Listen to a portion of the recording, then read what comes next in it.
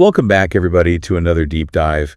And this time we're going to get into some boundaries. Oh, I love it. You know, we love to learn around here, but sometimes we learn too much and we take on too much. Right. And that's why we need some boundaries. And luckily, we got just the book for that. Set Boundaries, Find Peace by Nedra Tawwab. Yes, an excellent book that I think is going to be really helpful for our listeners. Absolutely. Yeah. So let's jump into it. You know, we always like to start with the basics, like what exactly are boundaries? Yeah, because I feel like that's a word that gets thrown around a lot, but people don't really know what it means. Right. You know what I mean? Yeah. So if you had to give like a simple definition to a friend, what would you say? I would say boundaries are like your personal fence line. They're kind of what is okay with you and what's not okay with you. Okay. So you're setting a limit. So it's like a limit for like your time, your emotional space, your physical space. Yeah, sometimes even like your values. That's a good one. Yeah, your thoughts. Okay, but why are they so important? I think a lot of us feel guilty about setting them. Like, are we being selfish or mean if we try to have, clear boundaries? So it's interesting because I think the opposite is actually true. If we don't set boundaries, that's when we end up feeling resentful. Okay. Because we're constantly giving more than we have to give or letting people kind of encroach on our space. Interesting. Yeah. So it's actually more selfish to not have boundaries. In a way, because you're not taking care of yourself enough to be able to show up for other people in a healthy way. Okay, that's a really good point. So it's not about being mean or selfish. Mm-hmm. It's actually about respecting yourself and your limits so that you can show up as your best self for the people you care about. Exactly. I love that. Yeah. And speaking of different types of limits, Tawwab outlines 6 key types of boundaries. She does, which Yeah. I love because it really gives you a framework for understanding, where boundaries come up in our lives. Yeah, definitely. Yeah. So the first one, Okay, let's hear it. physical boundaries. Physical boundaries. It's your body, your personal space, your belongings. So imagine someone constantly touching you or using your things without asking permission. Right.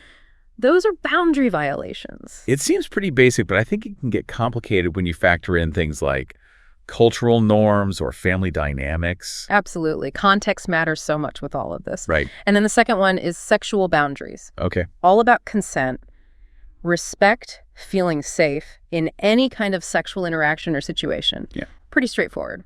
I feel like that one is pretty clear cut. Yeah. What's number 3? Intellectual boundaries. This is a fun one. Yeah, especially for like a learner type. Exactly. Yeah, tell me everything. So this is all about your thoughts, your values, your opinions. Yeah. Right? So feeling comfortable disagreeing with others or, expressing your beliefs even when they might be unpopular. That's a good one. So as a learner, this is like not feeling pressured to absorb every piece of information that you come across or to agree with everything you hear and feeling confident in, your own analysis of information even when challenged. Okay. You get to decide what you value and what you believe. Okay, love that. What's next? Emotional boundaries. Okay. This is a big one. This is all about protecting yourself from emotional dumping or manipulation or, feeling responsible for other people's feelings. Oh, the classic emotional sponge syndrome. You got it. So common. So common, I think, especially for women. We're kind of socialized to take on other people's emotions and try to fix everything. Yes, 100%. Yeah. So Yeah. having that boundary is so important. You're not responsible for fixing other people's problems or taking on the negative energy. Yeah. Big one. We can be supportive without, being totally overwhelmed. Right.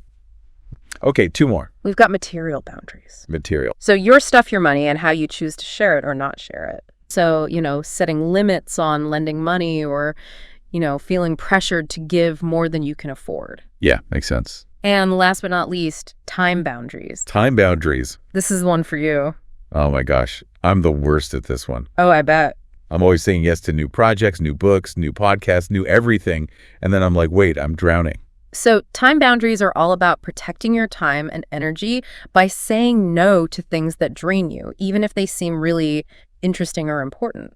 Okay, so it's about being more intentional with how I spend my time, making sure that it aligns with my priorities. Exactly. And, sometimes that means saying no to opportunities that look good on paper, but you have to remember that your time is your most valuable resource. Okay, so we have a good grasp on the different types of boundaries. Yeah. Now, how do we know if we actually need them? Yeah. What are some signs that our boundaries might be weak or non-existent? Well, remember Kim Yeah. from the book? Yeah, she was one of the clients. She was struggling with anxiety because she was constantly overcommitted. Right. And she was saying yes to everything because she didn't want to disappoint people. It's like the classic overachiever. Right. Volunteering for everything, every committee, extra work projects. Social events. Social events. Yeah, she was doing it all. Yeah, but then it sounds like she was burning herself out. It's a sign of weak boundaries. Right. So how can our listeners recognize this in their own lives? So ask yourself, are you constantly feeling overwhelmed? Are you resentful? Do you feel like you're always saying yes when you want to say no? Are you avoiding phone calls or, interactions because you're dreading being asked for something? Oh my gosh, yes. I'm so guilty of that. Like, I'll just straight up ignore a text message if I think it's going to be someone asking me to do something. It's a common coping mechanism for people with weak boundaries. Right. Yeah. So while it feels protective in the moment, Yeah. it can actually lead to more stress and resentment in the long run. Totally. Because then you feel bad about ignoring them. And It just creates this whole cycle. yeah. And then you're like, why am I so stressed? Exactly. When you're actually the one creating the stress by not, being upfront about your needs. Okay, so what's the alternative? Setting clear boundaries and communicating them effectively. Okay, but before we jump into the how-to, I think it's important to understand why so many of us struggle with this in the first place. Because it's not just about being bad at saying no, right? You're so right. There are deeper reasons why we struggle with boundaries.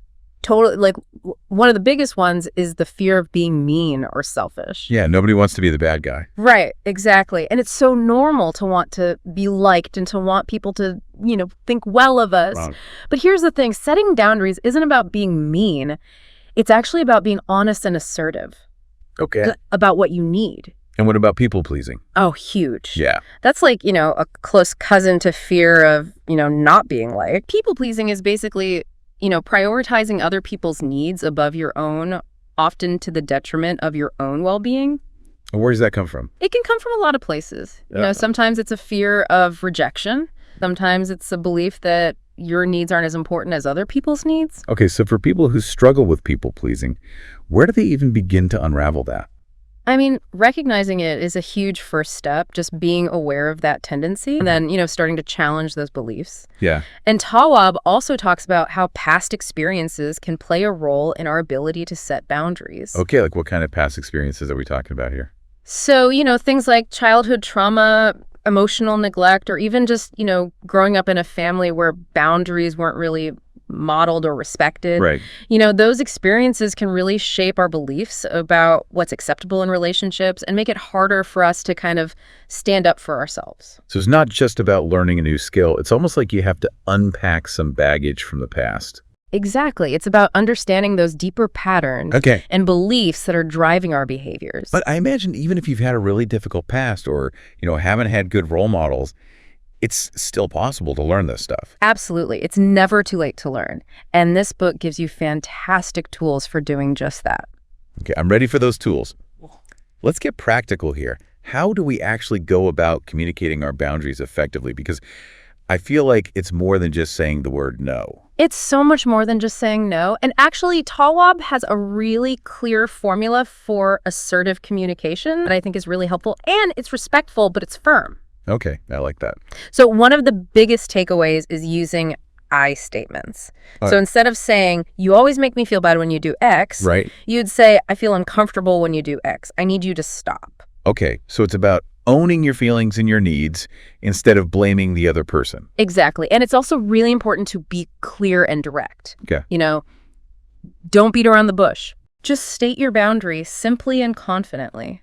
But what if the other person pushes back or tries to guilt trip us? That's so normal. Yeah. That happens all the time. But again, you don't need to justify your boundaries. Okay. You can acknowledge their feelings without giving in. Okay. So you could say something like, I understand that you're disappointed, but my decision stands. Oh, that's a good one. It's a good one, right? I feel like my issue is I just overthink everything. Like, what if I set a boundary and I regret it later? Or what if it hurts the other person's feelings too much? It's normal to have those worries, but remember, boundaries are about creating healthy and sustainable relationships. Okay. And sometimes that means having difficult conversations or making choices that might not please everyone. Right. But in the long run, setting those boundaries will benefit both you and the other person. That's a good reminder. I think we forget about that long-term benefit sometimes. I'm feeling empowered to start setting some boundaries, but I also think it'd be helpful to get some specific advice for different areas of life? Because I imagine setting a boundary with your boss looks very different than setting a boundary with like your best friend. Totally. And the book actually dives into that. She offers advice for navigating boundaries in families, Okay. romantic relationships, friendships, work, even technology. Wow. So it covers all the bases. It really does. Okay, well, let's start with family, because families can be complicated. Oh, yeah, the trickiest. Yes. Family dynamics often come with like years of unspoken expectations and ingrained patterns. Oh my gosh, yes. Yes, so true. That can be really tough to shift. Right. And she talks about this, in the book, she tells the story of a client named Eric Yeah. who had a really hard time setting boundaries with his parents, who, had a difficult relationship with alcohol. And it was really hard for him to break free from those unhealthy patterns. Yeah, it sounds like it was an act of self-preservation almost for him. Totally. And it's important to remember that you have the right to create healthy distance, even with family members. This might look like, setting limits on contact, declining certain events, or refusing to engage in conversations that are just emotionally draining Yeah. or harmful. It's hard, though, because there's that guilt that comes up, like I'm abandoning my family. It's so hard. It's so normal to feel that way, but, you have to prioritize your well-being Right. sometimes. Okay. Let's move on to romantic relationships, because I feel like boundaries are extra tricky there, Oh, yeah. because you want to be open and vulnerable with your partner, Right? but then you also need to protect your individuality. Yes. It's a delicate dance. Yeah. And that's why communication is so key in romantic relationships. Right. And Tawwab tells this great story about a couple, Okay. Nicole and Malcolm, who had all these unspoken expectations that led to resentment down the road. And they kind of learned the hard way that, avoiding those conversations in the beginning just creates bigger problems later. So the takeaway is, don't be afraid to have the tough conversations early on.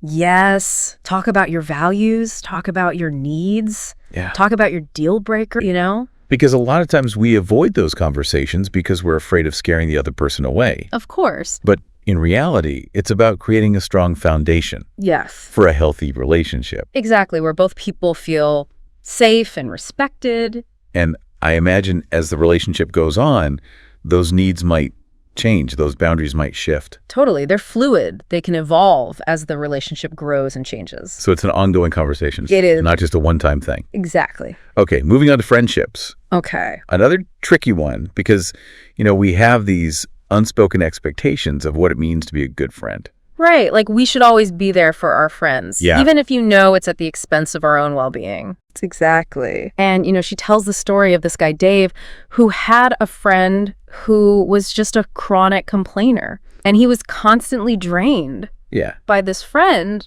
just, So he was sacrificing his own energy to kind of prop his friend up. totally. And it's about recognizing that you're not their therapist. Right. You're their friend. Exactly. And it's okay to set limits on how much emotional support you can provide or how often you're available to listen to their woes. Why do you say that to a friend? I know it's hard. It feels so awkward. It is hard, but again, good communication Right. is key. Yeah. You can gently redirect the conversation. Oh.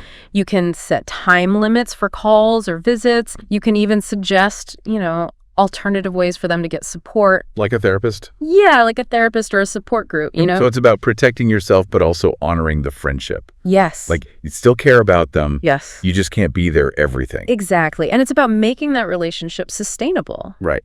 for both of you. Okay, now let's shift gears and talk about work. Okay. Because that's another area where I feel like boundaries are constantly being crossed. Oh, yeah. Especially these days where it's like work-life balance. What's that? Exactly. Especially for a learner. Especially for you. I'm always like, ooh, shiny new information. I need to do this project. Exactly. But then I'm like, I have a life outside of work. Right. But the good news is you can learn to protect your time and energy, even in a demanding work environment. Okay, I'm ready. Tell me how. So Tawwab talks about this woman, Janine, who was dealing with a gossipy coworker, and she was constantly overwhelmed by her workload because she was afraid to say no. Right. And she was exhausted, she was resentful, and it was actually starting to affect her job performance. Yeah, because when you're that burnt out, you can't do your best work. Totally. So setting boundaries at work is so crucial. Okay. This might look like, saying no to extra projects, setting clear expectations with your boss about your availability, Right. or even just creating physical boundaries like having a separate workspace. Yeah, so you're not constantly being interrupted or pulled in different directions. Exactly. It's about valuing your time and your expertise. Yeah. You deserve to be compensated fairly for your work. Okay. And you have the right to say no to requests that are, unreasonable or outside of your job description. Okay. I'm feeling more confident about the work world. Now, let's talk about technology. Oh, yeah. Because I feel like that's a whole other beast. The whole other beast. Our phones are basically glued to our hands these days. I know, and Tawwab actually dedicates a whole section of the book to this. Oh, wow. She even shares her own personal struggles. Oh, interesting. The technology as a therapist and an influencer. So if she can figure it out, maybe there's hope for the rest of us. There is. She has really practical tips Okay. for setting boundaries with social media, Okay. our phones, our overall device usage. Okay. I'm ready to reclaim my sanity because sometimes I feel like I'm just sucked into this vortex of technology. I get it. Yeah. So tell me everything. So one of the simplest things you can do is be more intentional about who you follow on social media. Tawwab talks about unfollowing or muting accounts that make you feel bad, like if you're constantly comparing yourself to someone or feeling envious. That's a good one. I'm Yeah. definitely guilty of that. It's like creating a mental diet. You want to fill your feed with things that nourish you. Instead of drain you. Exactly. Yeah. And it's not about being judgy or like cutting people off. It's just about protecting your own energy. It's curating your online experience. Yeah. Love that. Yeah. What about setting time limits? I know I need to do that, but honestly, I get sucked in so easily. Oh, it's so hard. Yeah. The good news is there are apps that can help you. Oh, really? Yeah, they track your usage and even block certain sites or apps after a certain amount of time. Okay, technology to the rescue. I know, right? We got to check those out. Yeah, and another tip she suggests is creating no phone zones in your home, But like the bedroom or the dinner table. I've been trying to do that with the bedroom. I've been trying to be better about not bringing my phone to bed. It's so tempting. It is so tempting to just scroll before sleep, but I know it just makes it harder to unwind. And what about those times when you're just like constantly checking your phone, even when you're not really expecting anything important? Oh, yeah, like a nervous habit. Tawwab talks about becoming aware of those automatic habits. Right. Like, do you reach for your phone every time you're waiting in line or you're feeling bored? It's like my default setting. Right. So it's about becoming more mindful in those moments and asking yourself, do we really need to check my phone right now? Okay. Or can I just be present? It's like a mini meditation every time you resist the urge to scroll. Exactly. It's about reclaiming control over your technology instead of letting it control you. And here's where it gets really interesting. Sometimes our technology use is actually a symptom of a deeper issue. Okay, like what? So, for example, if you're constantly scrolling through social media and you're feeling inadequate or envious, it might be a sign that you need to work on your self-esteem Okay. or find more fulfillment in your own life. So it's like using technology to numb out. Exactly. So setting those boundaries is important, but it's also important to address those underlying issues. Right. Like, what are you trying to escape when you're zoning out on your phone? That's a good question. I think it's so easy to get caught up in the busyness of our digital lives that we forget to check in with ourselves Totally. and ask, what do I actually need right now? It's all about self-awareness and self-care, and that's really what boundaries are all about. It's not just about saying no. It's about creating a life that feels good on the inside and the outside. Wow. This has been such an eye-opening deep dive into boundaries. I feel like I have so much to think about and so much to apply to my own life. That's great. I'm so glad. And remember, it's a journey, not a destination. Be patient with yourself, celebrate your wins, and just keep learning and growing. And if you want more guidance, be sure to check out Set Boundaries. Find Peace. Yes, such a good book. So many practical tips and real-life examples that you can apply to your own life. Awesome. Well, that's it for today's deep dive into boundaries. Thanks for joining us. Thanks, everyone. Until next time, be well and stay boundaried.